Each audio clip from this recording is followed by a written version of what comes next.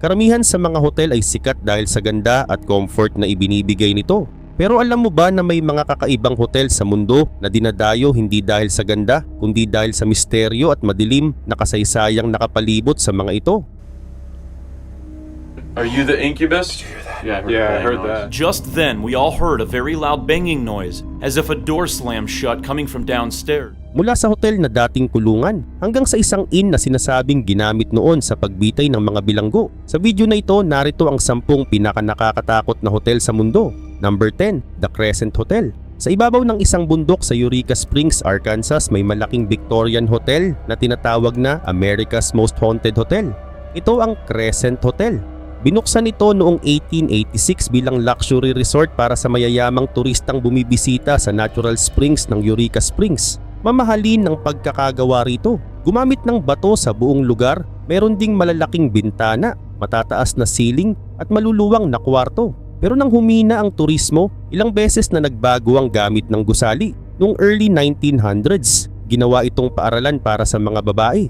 Ginamit ito bilang Crescent College and Conservatory for Young Women hanggang sa magsara noong 1934. Pagkalipas ng ilang taon, dumating ang taong nagbigay sa hotel ng pinakamadilim nitong kasaysayan. At siya si Norman Baker. Hindi siya doktor at wala siyang formal medical training. Isa lang siyang dating performer, inventor, radio station owner at mahusay na salesman. Noong 1937, binili niya ang Crescent Hotel at ginawa itong Baker Hospital and Health Resort. Ipinangako niyang kaya niyang gamutin ang cancer nang hindi gumagamit ng operasyon. Maraming pasyente ang pumunta rito dahil desperado silang gumaling. Nagbayad sila para sa treatment na sinasabing kayang labanan ng kanilang sakit. Pero walang maaasahang scientific evidence na gumagana ang paraan ni Baker. Bago pa niya buksan ang ospital, kinondena na ng American Medical Association ang kanyang mga claim. Hindi rin lisensyadong doktor si Baker pero ipinakita niya ang sarili bilang taong may sagot sa cancer. Ginamit niya ang radio, dyaryo at advertisement para hikayatin ang mga pasyente. Matingkad na purple ang paborito niyang kulay kaya maraming bahagi ng gusali at mga gamit ang pininturahan niya ng purple. Naging masalimuot ang nangyari sa mga pasyente. May laboratory at treatment rooms pa siya dito kung saan dito niya isinasagawa ang mga panggagamot at sa kasamaang palad marami ang namamatay. Hindi malinaw kung ilang tao ang namatay habang nagpapatreatment dito. Kalaunan, kinasuhan siya ng mail fraud dahil ginamit niya ang post office sa pagpapadala ng mapanlinlang na advertisement. Nahatulan siya noong 1940 at nakulong sa federal prison. Pagkatapos ng panahong iyon, muling ginamit ang gusali bilang hotel. Ngayon maayos na itong resort na may mga kwarto, restaurant, spa at swimming pool. Pero hindi nawala ang kwento tungkol sa dating ospital. Lalo na sa basement kung saan sinasabing dito inilalagay ang mga patay na pasyente. May mga staff at bisitang nagsasabing nakakakita sila ng anino sa hallway, nakakarinig ng yabag sa bakanteng kwarto at nakakaramdam ng biglang lamig sa ilang bahagi ng gusali. Isa sa pinakasikat na kwento ay tungkol kay Michael. Ayon sa hotel legend, isa umano siyang Irish construction worker na namatay habang ginagawa ang gusali noong 1880s. Sinasabing nahulog siya mula sa mataas na bahagi ng construction at bumagsak malapit sa kinaroroonan na ngayon ng room 218. May mga bisita raw sa kwartong iyon na nakakarinig ng katok, nakakakita ng pintong kusang bumubukas o nakararamdam na may tao sa loob kahit mag-isa lamang sila. May alamat din tungkol kay Theodora, isang babaeng sinasabing dating pasyente ni Norman Baker. Ayon sa ilang bisita, nakikita umano siyang naghahanap ng susi sa labas ng room 419 bago biglang mawala. Sa basement naman nakatuon ang pinakamadilim na bahagi ng ghost tours. Dito ipinapakita ang ilang lumang kagamitan at bagay na konektado sa panahon ng Baker Hospital. May mga tour guide na nagkukwento tungkol sa mga anino, kakaibang tunog at pakiramdam na parang may nakatingin mula sa madilim na bahagi ng basement. Hindi gawa-gawa ang pinakanakakatakot na bahagi ng Crescent Hotel. Totoong ginamit ito ng isang lalaking walang medical license para manggamot ng mga tao. Number 9, The Stanley Hotel. Sa Colorado may isang lumang hotel na sikat dahil sa mga kwento ng multo at koneksyon nito sa horror novel na The Shining. Ito ang Stanley Hotel. Binuksan ito noong 1909 sa paanan ng Rocky Mountains. Malaki ang gusali, mahahaba ang hallway at tahimik ang paligid lalo na kapag kaunti ang bisita. Pero nagsimula ang nakakatakot na reputasyon nito dahil kay Stephen King. Noong 1974, nagstay dito si King kasama ang kanyang asawa. Malapit nang magsara ang hotel para sa winter season kaya halos sila lamang ang bisita. Nanatili sila sa room 217. Nang gabing iyon na naginip si King na hinahabol ang kanyang anak sa hallway ng hotel. Pagkagising niya, nabuo sa isip niya ang kwento ng The Shining. Dahil dito, ang Stanley Hotel ang naging inspirasyon ng nakakatakot na Overlook Hotel sa nobela. Pero hindi lamang dahil sa libro kaya nakakatakot ang lugar. May tunay ding aksidenteng nangyari sa room 217. Noong 1911, pumasok sa kwarto ang isang empleyadong nagngangalang Elizabeth Wilson. Hindi niya alam na may leak na pala ang gas. Nang sindihan niya ang kandila, sumabog ang kwarto.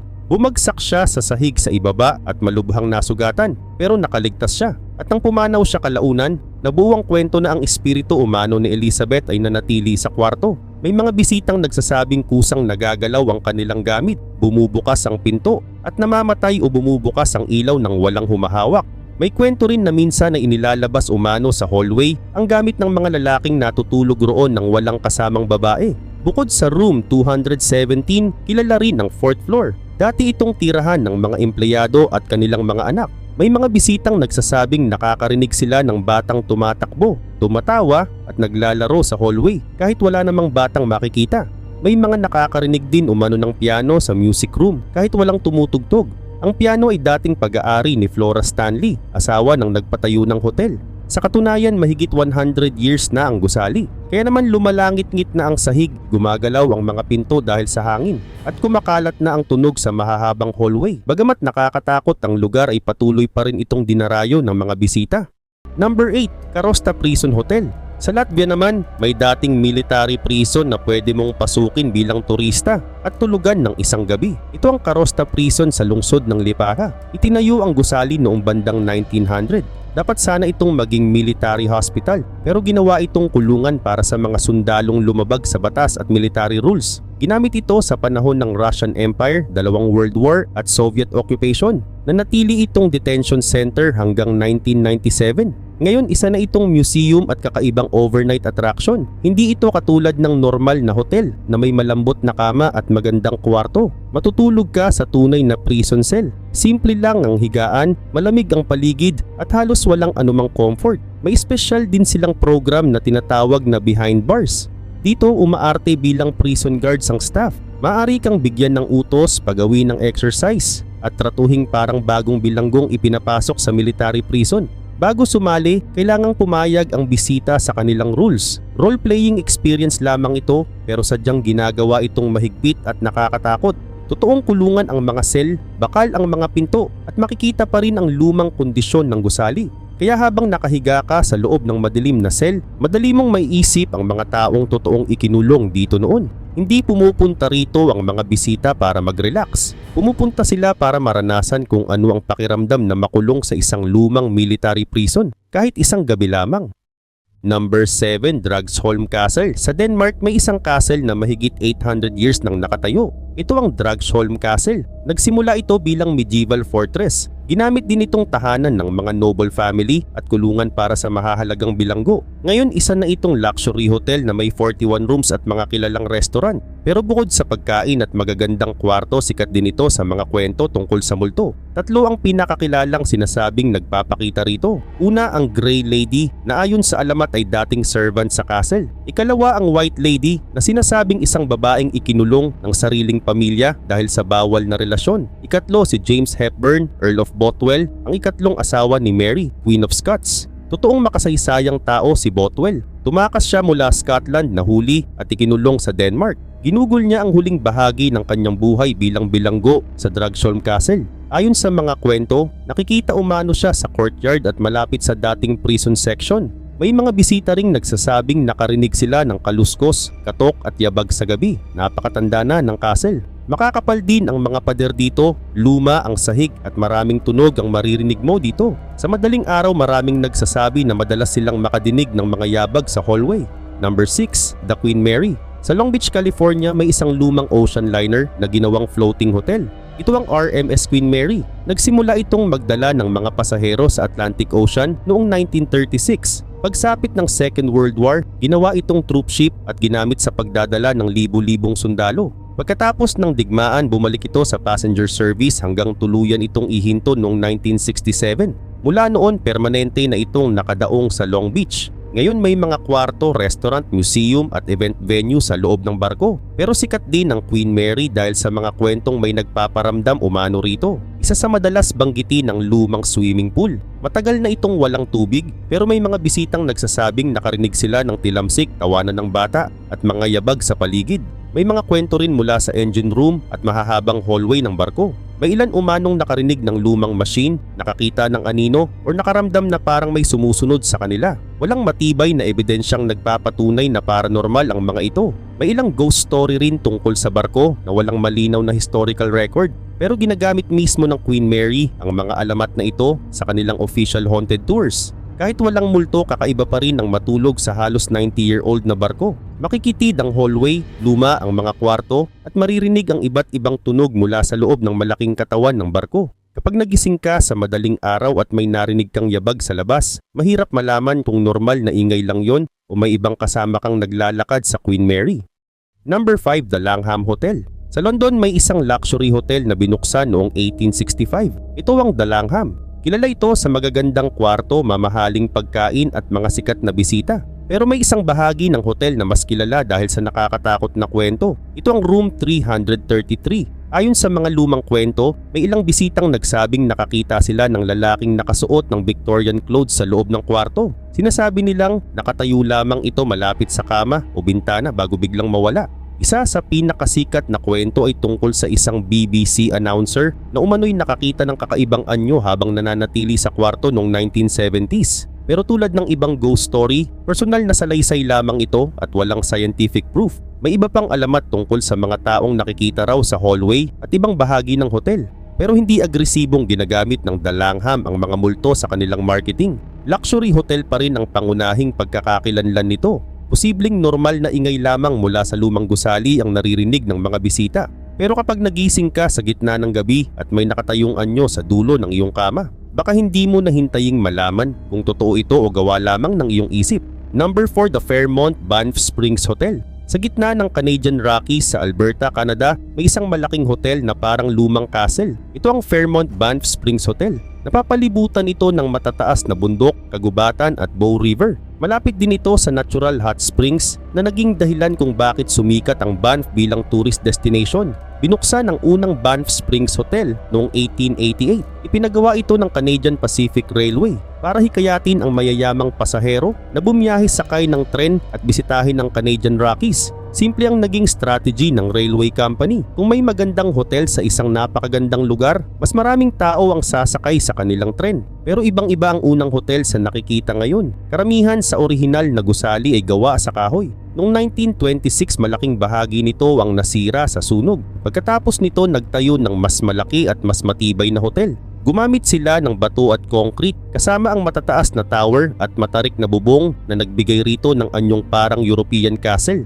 Sa paglipas ng panahon, naging isa ito sa pinakasikat na railway hotel sa Canada. Dinayo ito dahil sa mountain view, golf course, spa, restaurant at makasaysayang design. Pero bukod sa ganda nito, kilala rin ang hotel dahil sa tatlong sikat na ghost story. Una ang kwento tungkol sa ghost bride. Ayon sa alamat, may bride umano noong 1920s na naglalakad pababa sa malaking staircase habang suot ang kanyang wedding dress. Sinasabing nagkaroon ng aksidente sa hagdan at namatay siya bago matapos ang kanyang kasal. Mula noon may ilang bisita at staff na nagsasabing may nakikita silang babaeng nakaputing wedding dress sa staircase o ballroom. May ilan ding nagsasabing parang gumagalaw ito pababa ng hagdan bago biglang mawala. Pero walang malinaw na historical record na nagpapatunay sa buong kwento. Itinuturing mismo ng hotel ang Ghost Bride bilang bahagi ng folklore o alamat na nabuo sa paglipas ng panahon. Ikalawa ang misteryo ng Room 873. Ayon sa sikat na kwento, may nangyari umanong krimen sa kwartong ito. Pagkatapos noon, may mga bisitang nagreklamo raw tungkol sa kakaibang ingay, anino at handprints na lumalabas sa salamin. Sinasabi ring isinara at tinakpan ng hotel ang pinto dahil sa dami ng reklamo. Pero walang matibay na ebidensya na may krimeng nangyari roon o isinara ang kwarto dahil sa multo. Ang mas simpleng paliwanag ay pinagsama ang dating Room 873 sa katabing kwarto noong renovation. Kaya wala na itong hiwalay na pinto ngayon. Dahil nawala ang room number, lalo lamang lumaki ang alamat. May mga bisita pa ring naglalakad sa 8th floor at naghahanap ng bakas ng dating pinto sa dingding. Ang ikatlong kwento ay tungkol kay Sam the Bellman. Si Sam Macaulay ay sinasabing dating bellman na matagal na nagtrabaho sa hotel noong 20th century. Ayon sa mga kwento, may mga bisitang nakakatagpo ng matandang bellman na nakasuot ng lumang uniform. Tinutulungan umano sila nitong magbuhat ng luggage, nagbibigay ng direksyon o nagbubukas ng pinto. Pero kapag tatalikod ang bisita para magbigay ng tip, wala na ang bellman. Kapag tinanong naman ang staff, sinasabi raw nilang walang empleyadong kamukha ng lalaking iyon na nakaduty. Muli, kwento lamang ito at walang scientific proof na multo talaga si Sam. Pero kinikilala ng hotel ang kwento bilang bahagi ng matagal ng alamat ng lugar. Posibleng maraming kakaibang tunog sa hotel ang galing lamang sa lumang tubo, elevator, heating system, kahoy o hangin mula sa bundok. Napakalaki rin ng gusali at marami itong hallway, hagdan, lumang kwarto at tahimik na bahagi. Pero kapag naglalakad ka rito sa gabi at may nakita kang bellman na biglang nawala sa isang sulok, baka hindi mo nahintaying alamin kung empleyado ba talaga siya. Number 3, The Ancient Ram Inn. Sa maliit na bayan ng Wootton-under-Edge sa England, may isang luma at tabinging gusali na kilala sa mga ghost hunter. Ito ang Ancient Ram Inn. Makapal ang stone walls nito, maitim na sa katandaan ng mga kahoy at hindi pantay ang sahig. May mga bahagi ng gusali na halatang ilang daang taon nang nakatayo. Madalas sabihin na itinayo ito noong 1145. Pero ayon sa official listing ng Historic England, ang mga pinakamatandang bahagi ng kasalukuyang gusali ay mula sa late 15th century. May mga dagdag at pagbabago ring ginawa noong 16th at 17th centuries. Kaya napakatanda talaga nito, pero hindi tiyak ang claim na ang buong gusali ay nagsimula mismo noong 1145. Kinikilala ito bilang Grade 2 Star listed building, ibig sabihin mahalaga ito sa kasaysayan at architecture ng England. Ginamit ito noon bilang inn at pub. Matatagpuan ito malapit sa dating rutang dinadaanan ng mga biyahero, mga ngalakal at mga taong papunta sa kalapit na simbahan. Sa loob ng maraming siglo, iba't ibang pamilya, bisita at pub customer ang dumaan sa gusali. Pagsapit ng 1960s, tumigil ito sa regular na operasyon bilang pub. Noong 1968, binili ito ni John Humphreys. Una raw niyang balak ay ayusin ang lumang gusali at gawin itong tahanan. Pero habang naninirahan doon, sinabi niyang nagsimula siyang makaranas ng mga bagay na hindi niya maipaliwanag. Ayon kay Humphreys, may mga pintong kusang sumasara, bagay na gumagalaw, kakaibang amoy, bigla ang malamig na bahagi ng kwarto, at mga yabag kahit wala siyang nakikitang tao. Sinabi rin niyang minsan ay naramdaman niyang parang hinihila siya mula sa kanyang kama. Ang mga salaysay na ito ang nagpasikat sa Ancient Ram Inn bilang isa umano sa pinaka-haunted na gusali sa Britain. Nanirahan si Humphreys dito ng halos 50 years at madalas niyang pinapayagan ng ghost hunters, television crew at paranormal investigators na siya sa atin ang gusali. Namatay siya noong 2017 pero ipinagpatuloy ng kanyang pamilya ang pagbubukas sa lugar para sa tours at paranormal events. Marami ring madidilim na alamat tungkol sa lupang kinatatayuan nito. Sinasabing may dating pagan burial ground sa lugar at may sinaunang ritual na isinagawa rito. May kwento rin tungkol sa mga batang isinakripisyo at mga labi umanong natagpuan sa ilalim ng sahig. Pero hindi sapat ang historical at archaeological evidence para kumpirmahin ang mga kwentong ito. Mahalagang malinaw na karamihan sa mga ito ay bahagi lamang ng alamat na nabuo sa paligid ng gusali. May natagpuan ding lumang pinatuyong pusa sa loob ng pader. Totoong ginagawa ito noon sa ilang lumang bahay sa Britain. Inilalagay minsan ng patay na pusa sa loob ng dingding o bubong dahil naniniwala ang mga tao noon na makapagtataboy ito ng masamang espiritu o mangkukulam. Hindi nito pinatutunayang may paranormal na nangyari sa Ancient Ram Inn, pero ipinapakita nito kung gaano kaiba ang mga paniniwala ng mga tao noong nakaraang panahon. May ilang kwarto sa gusali na mas sikat kaysa sa iba. Isa rito ang tinatawag na Bishop's Room. Maraming bisita ang nagsasabing nakaramdam sila rito ng biglang lamig, may nakitang anino o narinig ang paggalaw ng mga bagay. Meron ding kwartong tinatawag na Witch's Room na puno ng mga lumang kagamitan at dekorasyong lalong nagpapabigat sa pakiramdam ng lugar. Pero maraming normal na dahilan kung bakit nakakatakot ang loob ng gusali. Dahil napakatanda nito, gumagalaw at lumalangit-ngit ang mga kahoy kapag nagbabago ang temperatura. Hindi pantay ang sahig kaya maaring kusang gumalaw ang ilang bagay. Pumapasok din ang hangin sa maliliit na butas at pagitan ng mga bintana. Ang makakapal na pader naman ay maaring maging dahilan ng biglang pagbabago ng temperatura sa bawat kwarto. Kapag alam na ng bisita na haunted umano ang lugar, mas napapansin niya ang bawat tunog, anino at galaw sa paligid. Tinatawag itong power of suggestion. Kapag inaasahan mong may mangyayaring nakakatakot, kahit normal na tunog ng lumang kahoy ay maaring magmukhang paranormal. Pero kahit alisin ang lahat ng ghost story, kakaiba pa rin ang Ancient Ram Inn. Mababa ang kisame, maliit ang mga bintana, madilim ang mga kwarto at nakatagilid ang ilang bahagi ng sahig. Sa gabi, maririnig mo ang paggalaw ng kahoy at hangin sa loob ng gusaling ilang daang taon nang nakatayo. Maaring wala talagang multo rito. Pero kapag madaling araw na, patay ang mga ilaw at may narinig kang mabagal na yabag mula sa bakanteng kwarto sa itaas, mahirap pigilan ang sariling isip na gumawa ng ibang paliwanag. Number 2, The Skirrid Mountain Inn. Sa Wales, may isang napakatandang inn na kilala sa madilim nitong kasaysayan. Ito ang Skirrid Mountain Inn. Sinasabi ng may-ari na mahigit 900 years na ito at isa ito sa pinakamatandang pub sa Wales. Gawa ito sa makakapal na stone wall, mababang kisame at lumang kahoy. Ginagamit pa rin ito bilang pub at accommodation para sa mga bisita.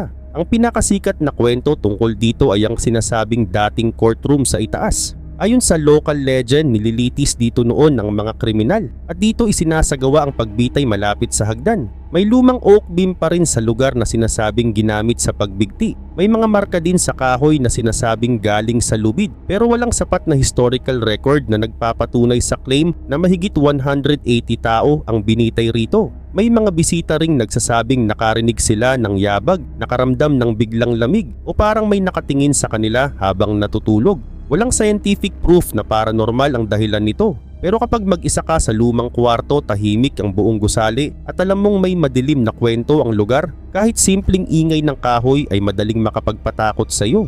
Number 1, Ballygally Castle Hotel. Sa baybayin ng Northern Ireland, may isang 400-year-old castle na ginagamit ngayon bilang hotel. Ito ang Ballygally Castle. Itinayo ito noong 1625 para kay James Shaw, isang lalaking nagmula sa Scotland. Makakapal ang stone walls nito at may matataas na tower na nakaharap sa dagat. Hindi nakakatakot ang buong hotel. Maayos ang mga kwarto, may restaurant at sikat ito sa mga turistang bumibisita sa Antrim Coast. Pero kilala rin ang castle dahil sa kwento tungkol kay Lady Isabella Shaw. Ayon sa local legend, ikinulong umano siya sa isang maliit na kwarto sa itaas ng tower. Sinasabing namatay siya matapos mahulog mula sa bahagi ng castle. Walang matibay na ebidensyang nagpapatunay sa buong kwento pero naging bahagi na ito ng kasaysayan at alamat ng hotel. Mayroon pang ang kwarto sa tower na tinatawag na ghost room. Sa loob nito ay makikita ang lumang bahagi ng castle at mga impormasyon tungkol sa sinasabing multo ni Lady Isabella. May ilang bisita at staff na nagsasabing nakarinig sila ng katok sa pinto, yabag sa hallway o kakaibang ingay sa gabi. Pero walang scientific proof na multo talaga ang dahilan ng mga ito. Maaring galing ang ingay sa lumang kahoy, makapal na pader, hangin mula sa dagat o ibang bisita sa hotel. Pero iba pa rin ang pakiramdam kapag madaling araw tahimik ang buong castle at bigla kang may narinig na katok sa labas ng iyong pinto. Kapag binuksan mo ito at walang tao sa hallway, doon mo maiisip kung bakit naging sikat ang Ballygally bilang isa sa pinakakilalang haunted castle hotel sa Northern Ireland.